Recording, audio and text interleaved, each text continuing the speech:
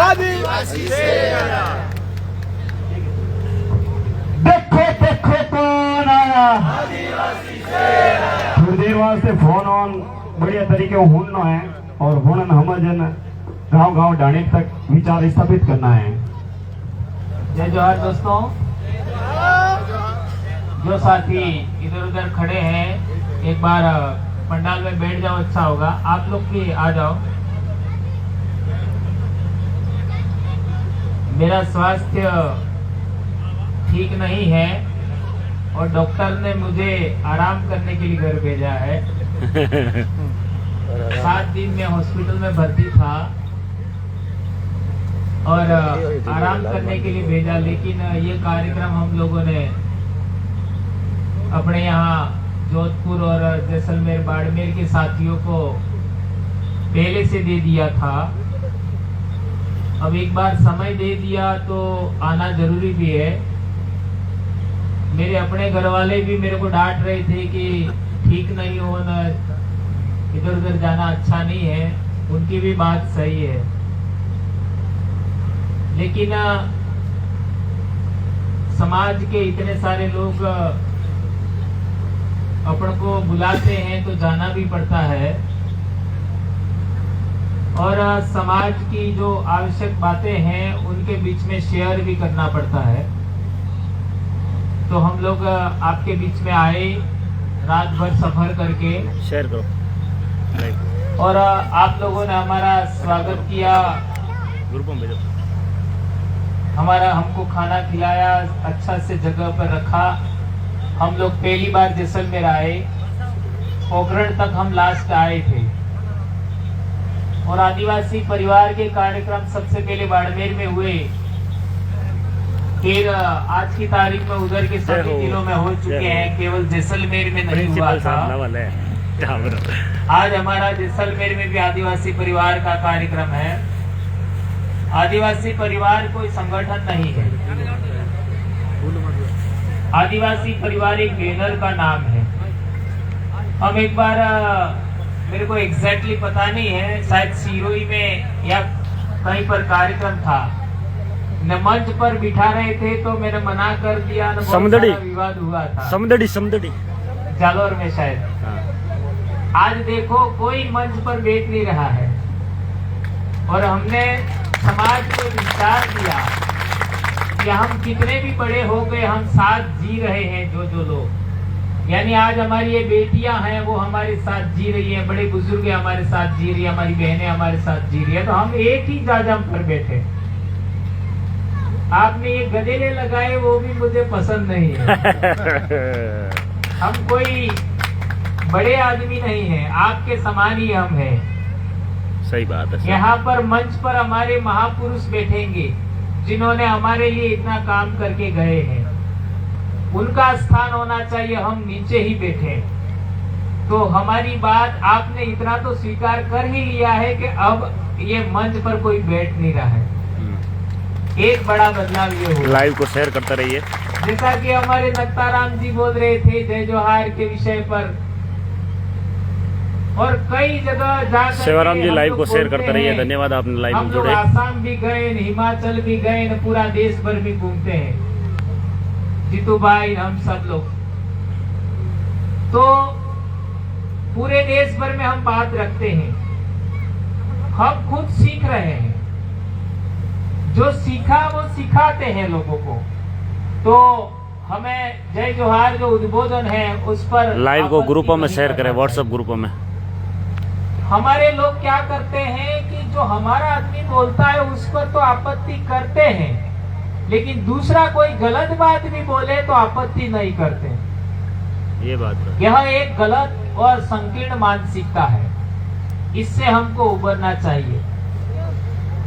जोहार पूरे देश के आदिवासियों का उद्बोधन है, यह हमारा मौलिक विचार है, यह किसी ने दिया हुआ नहीं है और यह सबसे महान अर्थ रखता है।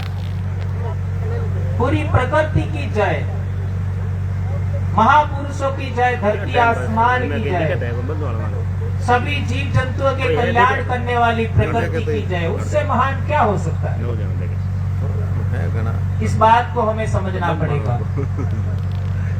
और जैसा कि हमारे भावना जी ने एक बात बताई महिलाओं के बारे में, ये सब हमारे इलाके में होता था पहले।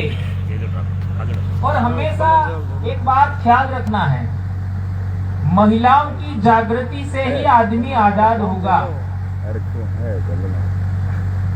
ध्यान रखो, आज आपने यहाँ समय निकाला है, यदि आपकी महिला जागरूक है तो घर जाने पर आपको थोड़ा कड़वे गुड़ नहीं पिलाएगी,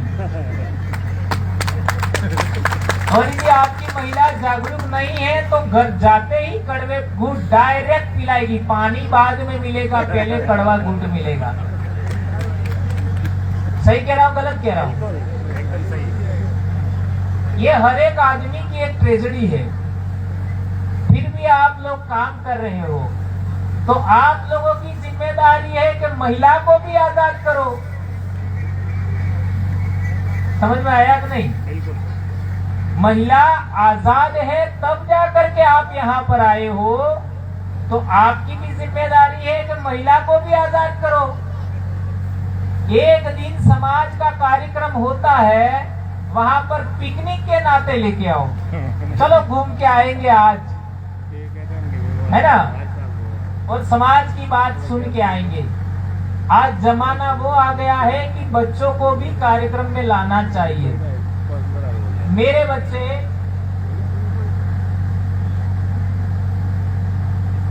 मेरे फैमिली में भी थोड़ा सा डिफरेंट मेरे बच्चे हो गए। मेरे फैमिली में भी आप देखोगे तो बच्चे होली दिवाली पर कपड़ों के लिए नहीं, ये चीज लानी है, वो चीज लानी है, बहुत सारा माँ बाप को परेशान करते हैं। मेरे गांव में भी होता है, मेरे कुटुंब में भी होता है।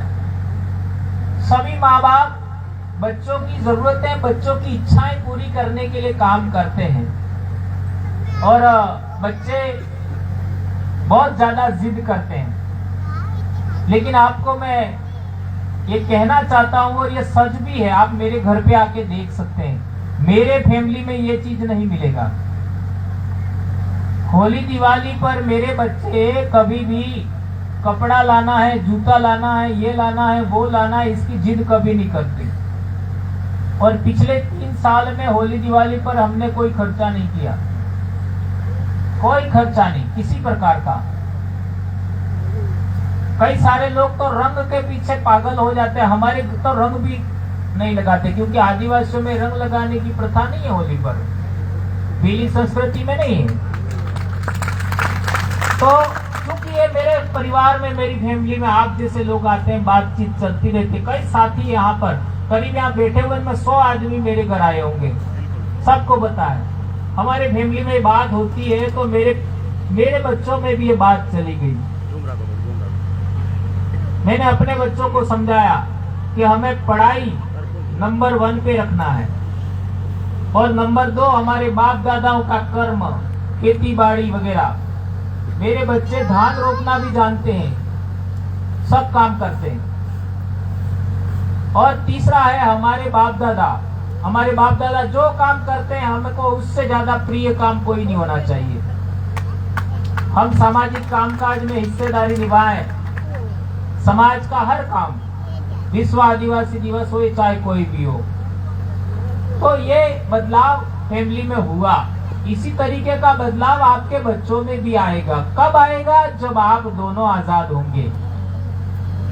आप आजाद होंगे, आपके पत्नी आजाद होगी, तो आपके बच्चे ऑटोमेटिक बढ़िया दिशा में जाएंगे। ये बात मैं आपके बीच में कहना चाहता हूँ। हमारे भाई युवा साथी मानाराम जी ने बहुत इंपॉर्टेंट बातें बताई। बेशक उनका दर्द जायज है। भंवरलाल परमार ऐसा ही था, अनाप शनाप ठोकता था मैं, और जो लोग आए हैं वो सुनने वाले बेचारे, उनकी तो कोई गलती नहीं होती, लेकिन सुनना उनको ही पड़ता था। ऐसा ही बोलता था मैं, गुस्सा हो जाता था। और एक बार तो मैंने ऐसा भी बोल दिया कि हमारा समाज कभी ठीक नहीं हो सकता। और अब मैं ऐसा भी कहता हूं कि आदिवासियों को आप एक बार जोड़ दो, जुड़ने के बाद वो करके दिखाएंगे जो हमारे बाप दादा भी काम पूरा नहीं कर पाए। और किसको पता था हम लोग जैसलमेर करना भील की धरती पर आकर के आज बोलेंगे। और ऐसा सुहावना मौसम, हम पहली बार आए और पहली बार में बारिश हुई। हमारे इलाके में भी अभी 2 दिन पहले थोड़ा बारिश हुआ था, यहाँ तो रात से चल रही है रास्ते में। और अभी बिल्कुल गर्मी का कोई एहसास नहीं हो रहा है। और गर्मी पड़ती तो मैं यहाँ बैठने वाला नहीं था, खाली बोलने के लिए मैं आने वाला था, लेकिन जरूरत ही नहीं महसूस हुई। ये तो पूरा एसी बना हुआ है और जैसलमेर में एसी होगा ऐसा किसने सोचा था। ये अपने आप में ये हमारे पूर्वजों की शक्ति है, ये प्रकृति शक्ति है। और मैं 2 चीजों को ही भगवान मानता हूँ, एक प्रकृति शक्ति को और एक पूर्वजों की शक्ति। इसके अलावा किसी को भगवान नहीं मानता मैं। और तीसरे को मानना है तो अन्न को मानना चाहिए, पेड़ पौधों को मानना चाहिए। अन्न और पेड़ पौधों से जीव जंतुओं का आपका जीवन चलता है, उससे ज्यादा कोई नहीं हो सकता। ये जो हमारे बाप दादे हमारे महापुरुष है, ये हमारे भगवान है, जो हमारा है ही नहीं। वो हमारे लिए क्या कर सकता है? जो हमारा है वही हमारे लिए कुछ कर सकता है। भारत भूमि की मिट्टी का हमारा पूर्वज है, वही हमारा भगवान है। इस बात को हमें मानना चाहिए। भाई नत्ताराम जी ने एक इम्पोर्टेंट बात बताई हमारे आरक्षण को लेकर के। आरक्षण कोई भीख नहीं है दोस्तों, यह अधिकार का मसला है। अभी हमारे उमेश भाई बता रहे थे विद्यार्थी मोर्चा के चुनाव की बात। एक मुद्दे ने सारा कॉलेज फतह कर लिया। 2-3 छोटी-छोटी बातें थी। क्या था? कॉलेज का नामकरण हमारे भील राजा डूंगर बरंडा के नाम पर होना चाहिए, ये मुद्दा था। कालीबाई वीरबाला कालीबाई इतना ही लिखा है तो वीरबाई कालीबाई कलासवा लिखो, ये हमारा मुद्दा था। ये कोई मुद्दा है? छोटी छोटी बातें, लेकिन ये बातें पहले किसी ने बोली नहीं थी। हमारे बड़े बड़े लीडर थे, मंत्री थे, विधायक थे, सांसद थे, किसी ने डूंगर बरंडा की बात नहीं किया, किसी ने कालीबाई क्लास हुआ लगाओ ये बात नहीं किया था। हमारे डूंगरपुर में एक पार्क है नाना भाई पार्क, तो नाना भाई खाट पार्क लिखो, ये भी हमारा मुद्दा था। ऐसा किसी ने मांग उठाई नहीं। और आरक्षण को लेकर के हमारा कहना था कि हमारा जो इलाका है वो शेड्यूल एरिया है, तो शेड्यूल एरिया में शेड्यूल एरिया के प्रावधान है, संविधान की 5वीं अनुसूची के जो प्रावधान है उसके अनुरूप आरक्षण होना चाहिए। ये छोटी छोटी बातें विद्यार्थियों को समझ में आ गई, छोटी छोटी बातें। और उस समय क्या होता था कि जो कॉलेज में चुनाव लड़ता है उसको दारू पिलाना अनिवार्य था। और हम पहले लोग थे कि हमने ये कहा कि चुनाव में दारू देंगे ही नहीं, चाहे जो करना कर लो। ये पूरे देश में एक क्रांति है। हम वो दारू नहीं बांटेंगे, हम पैसा नहीं बांटेंगे, हम मुर्गा नहीं खिलाएंगे, बकरा नहीं खिलाएंगे। समाज की आने वाली पीढ़ी के लिए, आने वाले बच्चों के लिए, उनके हक अधिकार के लिए, हमारे संवैधानिक अधिकारों के लिए, हमारी संस्कृति के लिए, हमारे महापुरुषों के इतिहास के लिए आपको देना होगा। और बच्चों ने बात करके दिखाया। 21-22 कॉलेज हमने जीते, ये कोई छोटी बात है क्या? 21-22। और अभी तो सरकार ने ये भी बंद कर दिया, नहीं तो हम तो 100 कॉलेज तक पहुंच गए उसे। विश्व आदिवासी दिवस की आज छुट्टी है, उसका 2017-18 में क्या हुआ था आप देखो तो सही। वसुंधरा जी हमारे मुख्यमंत्री थे, उनका भी कार्यक्रम डूंगरपुर में और हमारा भी कार्यक्रम डूंगरपुर में। हमको सरकार ने ग्राउंड नहीं दिया क्योंकि मुख्यमंत्री जी का कार्यक्रम था। मुख्यमंत्री जी डूंगरपुर में आए थे और चूंकि सरकार को पता था, प्रशासनिक अधिकारियों सबको पता था कि कार्यक्रम मुख्यमंत्री जी का अच्छा होना चाहिए। उन्होंने बसें भेजी, सरकारी बसें। तो हमने लोगों को समझाया बस में बैठना है लेकिन अपने आदिवासियों के कार्यक्रम में आना है। तो सारे लोग बस में बैठे, उनकी बस में, और अपने कार्यक्रम में आ गए और सरकार का कार्यक्रम फेल हो गया। आदिवासी कैसे जाग नहीं सकता? इससे बड़ा क्या उदाहरण हो सकता है? और बैठने की जगह नहीं मिली। बिल्डिंग थी हमारे छात्रावास की, उसके ऊपर भीड़ इतनी हो गई कि वो गिर जाए ऐसा, लेकिन हमारे साथ कोई अनहोनी नहीं हुई।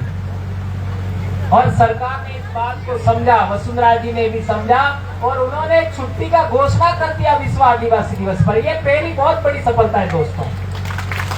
ये होता है सामाजिक एकता। समाज की एकता तब कब होगी, इस बात को समझो। समाज की एकता तब होगी जब हमारे विचार एक होंगे। और हमारे विचार कब एक होंगे?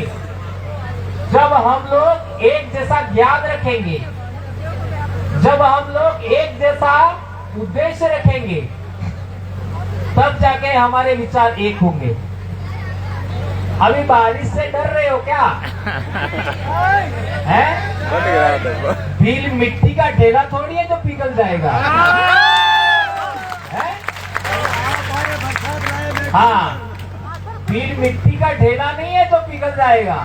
आराम से बैठिए। जय। आज हमारे इलाके के लोग यहाँ होते तो कितना खुश हो जाते कि हमारे यहाँ कार्यक्रम और बारिश हो रही है जैसलमेर में। कितना खुश हो जाते, लेकिन क्या में बारिश हो रहा है। और क्या समझ रहे हो आप लोग? इतने और हम इतने बोल रहे हैं, ये हम बोल रहे हैं, वो कोई बाड़मेर या मारवाड़ तक रहेगा, ऐसा समझ रहे हो क्या? ये पूरे देश में इस बात को सुनी जाएगी कि हमने यहाँ क्या बोला। और केवल आदिवासी नहीं सुनते, गैर आदिवासी भी सुनते, हमारे दुश्मन, हमारे विरोधी भी सुनते हैं कि किस तरीके से काम हो रहा है। देखिए, हम लोग मूल बीज हैं। भारत भूमि का मूल मिट्टी है हम लोग। हम बोलेंगे सबको सुनना है ना? क्योंकि हम सबका पेट भरा है, लेकिन सबने हमारे साथ तिरस्कार किया है। आप लोगों ने, जैसे जीतू भाई बोल रहे थे कि सबको हमारी जरूरत है। एससी के लोगों को भी हमारी जरूरत है, ओबीसी के लोगों को भी हमारी जरूरत है, राजपूत समाज को भी हमारी जरूरत है, जनरल वर्ग के लोग हैं, आपका माइनॉरिटी के लोग हैं, जैन समाज के लोग हैं, सबको हमारी जरूरत है। लेकिन आदिवासी को कोई नहीं चाहिए। हाँ, आपका आदिवासी आगे बढ़ता है, वो किसी को पसंद नहीं है। सही कह रहा, गलत कह रहा? हमारे वोट की सबको जरूरत है, हमारी मेहनत की सबको जरूरत है, हमारे खून पसीने की सबको जरूरत है, लेकिन हम आगे बढ़े ये किसी को पसंद नहीं है। ऐसा क्यों होता है मालूम है? हम आदिवासी है इसलिए ऐसा होता है। पूरे देश के आदिवासियों में एक बड़ी समस्या है कि हमारी जल जंगल जमीन छीनने का प्रयास सब करते हैं। सभी समाज के लोग, सभी धर्म के लोग ये काम करते हैं। ऐसा क्यों होता है? ऐसा इसलिए होता है कि हम आदिवासी है और आदिवासियों के पास ही जमीन है, इसलिए वो लोग हमसे छीनना चाहते हैं। जहां तक आरक्षण की बात है, आरक्षण की बात है, तो हम लोग अभी हमने ज्ञापन दिया था आरक्षण के लिए। पिछली बार हम लोग बाड़मेर आए थे, बाड़मेर में ना, हाँ बाड़मेर में अपना कार्यक्रम था। देख सकते हैं तो जैसलमेर के अंदर पूरा पांडाल जैसा महाराष्ट्र देखो, ये में पानी टपक रहा है। आदिवासियों के ऊपर जिस आदिवासी गांव आदिवासियों के ऊपर प्रकृति ने मेहर की है, और जब पावर दादा जैसलमेर में आए तो जोरदार बारिश है। अभी देख सकते हैं आप, ये देखो हम लोग आराम से बैठ के सुन रहे हैं। 50% आदिवासी है, हमारे युवा साथी आराम से सुन रहे हैं पावर दादा को। घोषित किया जाए। ये पिछली बार मैंने बात बताई थी, तो कुछ साथियों को ये बात ठीक नहीं लगी थी, लेकिन ये संवैधानिक मामला है। लेकिन अभी क्या होता है, सरकार ने अभी कैटेगराइजेशन के लिए बोला। अभी आपका सुप्रीम कोर्ट का जजमेंट आया, उसमें कैटेगराइजेशन की बात हुआ, तो हमने भी 4 इलाका पूरे राजस्थान के अंदर, जी पूरे राजस्थान में 4 इलाका, एक हो गया हमारा शेड्यूल्ड एरिया, इसको गंभीरता से समझिए। एक हो गया हमारा शेड्यूल्ड एरिया यानी हमारा इलाका, और एक इलाका आपका रेगिस्तान का इलाका, और एक चंबल बनास नदी का इलाका, और एक वो जो मीणाव का इलाका। ये 4 प्रकार से राजस्थान के इलाके को बांट करके आरक्षण का कैटेगराइजेशन किया जाए, ये ज्ञापन बना करके हमने पूरे इलाके में दिलवाया। क्या आपने उस ज्ञापन को पढ़ा? तो इसका अर्थ क्या हुआ? आप जो आरक्षण की मांग कर रहे हो, उसका ज्ञापन हमारे शेड्यूल एरिया के लोगों ने भी दिया। वहां पर आप लोग आए थोड़ी थे। जिस तरीके से हमारे एमएलए, हमारे लोग वहां पर विधानसभा में आपने वोट नहीं दिया, इसके बावजूद आपकी मांग उठा रहे हैं, तो हमने ज्ञापन दिया, उसमें भी आपकी मांग उठाई। हेलो हेलो हेलो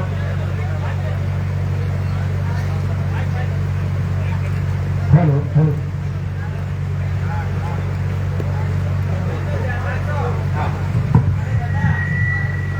हाँ, इसलिए हम लोग कहना चाहते हैं कि जो आप लोगों को हमारे साथ जुड़ना पड़ेगा। लालसा जोहार, लाइव को शेयर करते रहिए। पवार दादा बोल रहे हैं और बारिश हो रही है, देखो पूरा पंडाल में लोग, अच्छी बारिश है। 44 डिग्री गर्मी के अंदर। इसको अच्छे तरीके से समझिए, हम लोग ये सफेद साफा ही क्यों मानते? जैसा दादा का साफा है वैसा साफा हमारे वहां पर भी बांधते हैं, सेम, कोई अंतर नहीं होता है।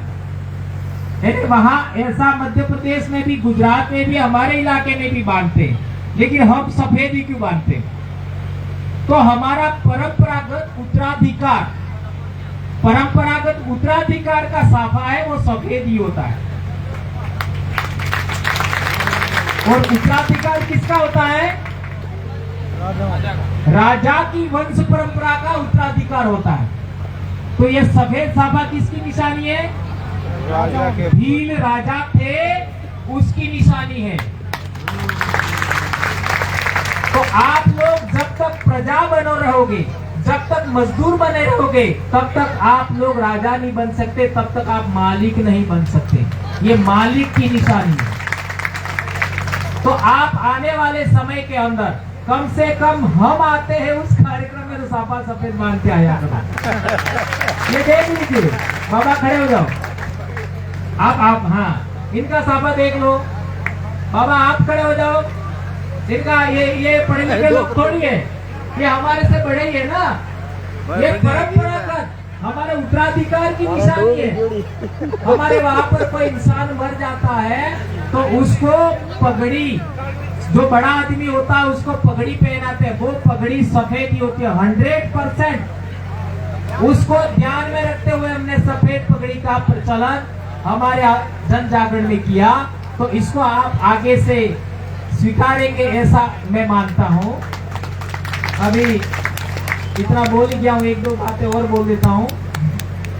हाँ, यदि हम लोगों को ज्यादा संख्या में लोगों को जोड़ना है, जैसा कि पिछले 4-5 साल से मैं सुन रहा हूँ, यहाँ हमारे कार्यकर्ता बहुत दिक्कत में रहते हैं कि यार हमारे लोग बराबर इकट्ठा नहीं होते। यदि आप लोगों को हमारे समाज को जोड़ना है, फाइनेंस के मामले में, हर मामले में, तो आपको हम एक बहुत बड़ा सूत्र दे रहे हैं। इसको आप अच्छे तरीके समझिए। डीसीसी का फार्मूला एक्सेप्ट करो, डीसीसी, और डीसीसी के अधीन बीसीसी का फार्मूला स्वीकार करो, और बीसीसी के अधीन वीसीसी का फार्मूला स्वीकार करो। डीसीसी, बीसीसी, वीसीसी, ये 3 चीजें आपने स्वीकार कर लिया तो ये ग्राउंड तो क्या आपका ये बहुत बड़ी संख्या हो जाएगी।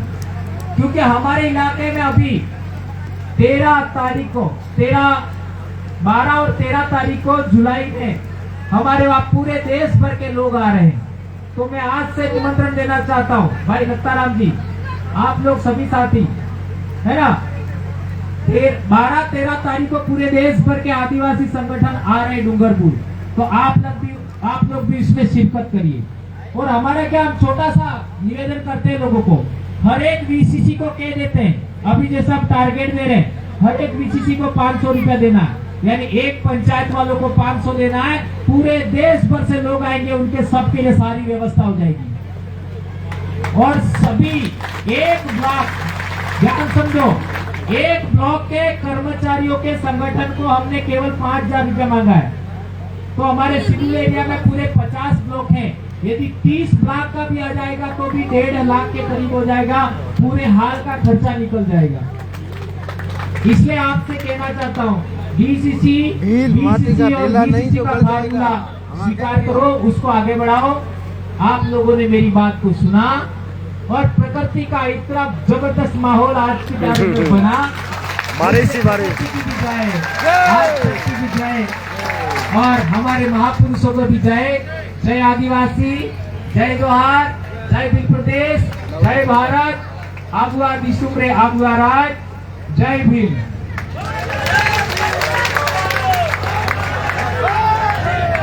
बस एक मिनट सभी देते हैं, बस लास्ट में धन्यवाद, भाषण जो हो रहा है 2 मिनट बस अब लो।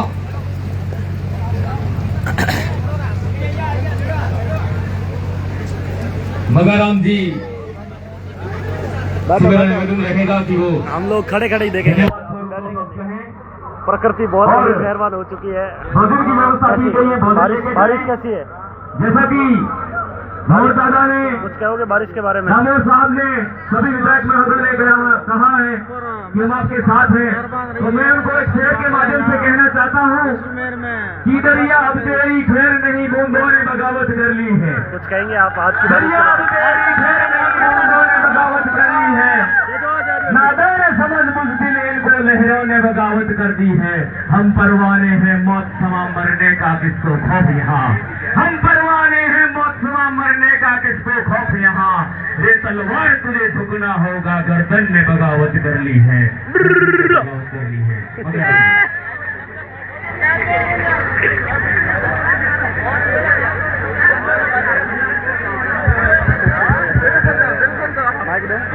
थोड़ी अनुशासन बनाए रखें, कहीं ये सेल्फी के लिए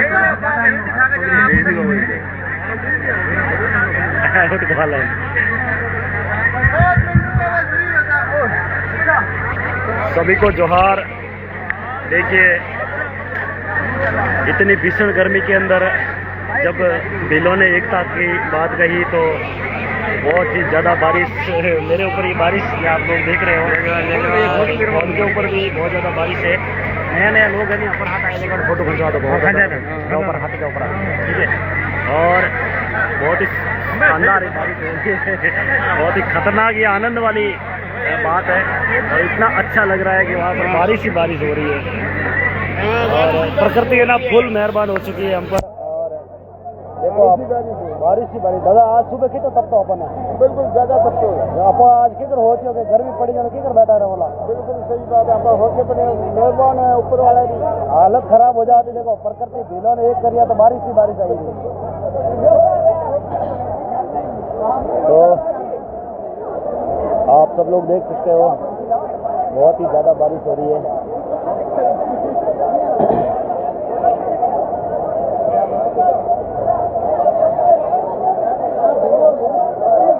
झंडा खड़ा कर दो है एक जगह, है नहीं एक जगह खड़ा कर दो, बड़ा कोई रैली में काम आवेला।